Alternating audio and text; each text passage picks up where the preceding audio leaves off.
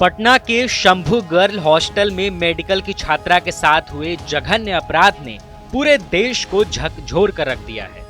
इस अमानवीय घटना के खिलाफ लोगों के भीतर गुस्सा और पीड़ा लगातार उबाल मार रही है। समाज में छिपे ऐसे कुकृत्य करने वालों के विरुद्ध आवाज बुलंद हो रही है और हर वर्ग से दोषियों को कठोर सजा देने की मांग उठ रही है।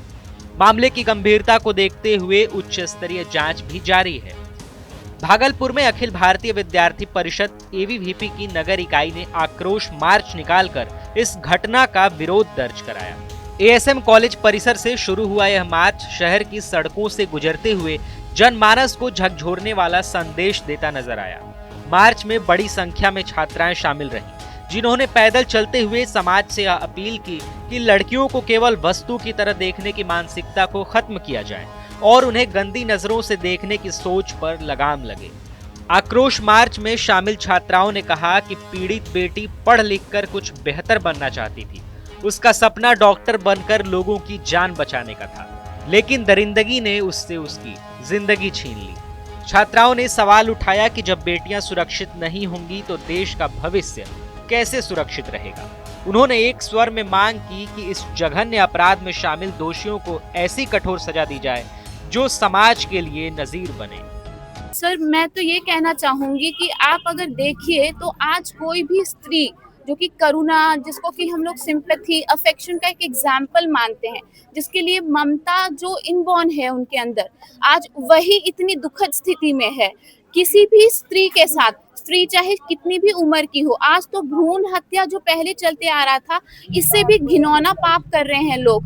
कोख में बच्चियों को मार दिया जा रहा है। क्यों? क्योंकि वो एक नारी है। लेकिन देखिए, आज 4 साल की जो बच्ची है उसके साथ जो ये हुआ, इससे बड़ा पाप और क्या ही होगा। इससे ज्यादा और क्या समाज नीचे गिर सकता है। आज महिला जो कि झांसी की रानी बनी थी, आज उसके साथ ये सब हो रहा है।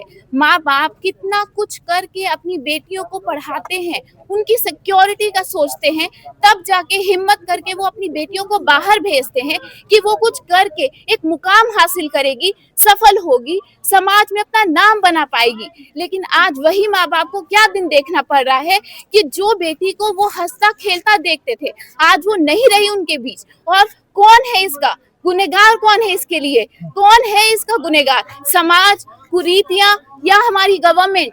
मेरा सबसे बस यही अनुग्रह है कि जल्द से जल्द जो भी हुआ है उसका इन्वेस्टिगेशन प्रॉपर तरीके से किया जाए और उनको जस्टिस मिले। और आगे कभी भी समाज में कोई भी लोग ये करने से पहले बहुत ज्यादा डरे, घबराए, कतराए, उनकी इंसानियत जागे। आज हम लोग समाज में एक ऐसा मैसेज देने जा रहे हैं, वुमेन कॉलेज के स्टूडेंट के नाते, कि समाज में जितने भी लोग हैं ना, जो इतनी गंदी और इतनी नीच सोच रखते हैं कि महिलाओं के साथ कुछ भी कर देंगे। जो महिला, जो बेटी चाहती थी कल को भविष्य में एक डॉक्टर बनकर समाज में एक अच्छा इंस्पिरेशन बने, लोगों की जान बचा, उसकी जान चली गई है। लोगों को थोड़ा सा भी कुछ भी नहीं, एक भी सोच में नहीं आता, उसके जहन में नहीं आता है कि हाँ, वो बेटी कल को हमारा जान बचा सकती थी। लेकिन किसी को कोई फर्क नहीं पड़ता है। एज अ वुमेन कॉलेज के होने के नाते, तो वुमेन कॉलेज के स्टूडेंट होने के नाते ना, मैं समाज में कैसा संदेश देना चाहती हूँ कि आज वो बेटी है ना, तो कल कोई और भी होगा। जब तक अगर हम आगे नहीं आएंगे तो ये समस्या हल नहीं होगा। ये समस्या हल नहीं होगा। ये समस्या हल करने की बात क्या कर रहे हैं जी? आज क्या कर रहे हैं?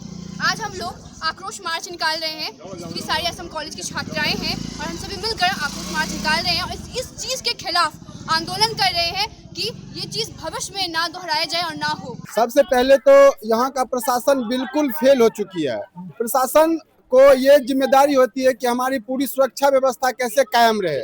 आज आप प्रशासन का बयान देखिए, जो पटना के एसएसपी 2 दिन पहले का जो बयान देते हैं, जस्ट 2 दिन बाद उनके बयान में परिवर्तन हो जाता है। आखिर वो एसएसपी किसको बचाना चाह रहे हैं? आखिर उसके ऊपर दबाव किसका है? हम सरकार से भी मांग करते हैं कि इस प्रकार इसके अंदर जो भी लोग इसमें शामिल हैं उस घटनाक्रम में, उन सभी दोषियों को निकाल करके उन्हें कड़ी से कड़ी सजा दे। और दूसरी बात मैं कहना चाहता हूं, भागलपुर के संदर्भ में, यहाँ भी पिछले 6 महीने में 3 बेटियां गायब हुई थी, लेकिन संयोग से एक बेटी अपने किस्मत से आ चुकी है और 2 बेटी का अभी तक पता नहीं कर पाई है यहाँ के प्रशासन। यहाँ के जो एसएसपी हृदयकांत तिवारी जो थे, वो अगर हम लोग छात्र हित में लड़ते थे, हम लोग समाज हित में लड़ते थे, वो हमें और हमारे एबीवीपी के कार्यकर्ताओं को 72 दिन तक जेल की यातनाओं के अंदर हम लोग को भेज दिया। लेकिन जो न्याय चाहिए, लेकिन जो बेटी चाहिए, वो बेटी को अभी तक ढूंढने में नाकाम हो रहे हैं। यहाँ का जो निकम्मा प्रशासन है, ये प्रशासन की भी मिली भगत करने कहीं ऐसे रैकेट के साथ है, कहीं ना कहीं उनकी संलिप्तता भी इस मामले में है।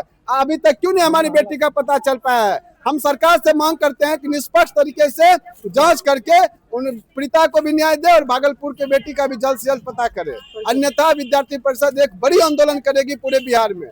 मार्च के दौरान न्याय दो, बेटी बचाओ, बेटी पढ़ाओ और दोषियों को फांसी दो जैसे नारों से पूरा इलाका गूंज उठा। एबीवीपी नेताओं और छात्राओं ने स्पष्ट कहा कि जब तक पीड़िता को न्याय नहीं मिलेगा तब तक उनका संघर्ष जारी रहेगा। यह आक्रोश मार्च केवल विरोध नहीं बल्कि समाज को आईना दिखाने और महिला सुरक्षा को लेकर ठोस कदम उठाने की मांग का प्रतीक बनकर सामने आया। टीवी 9 के लिए भागलपुर से शिवम की रिपोर्ट।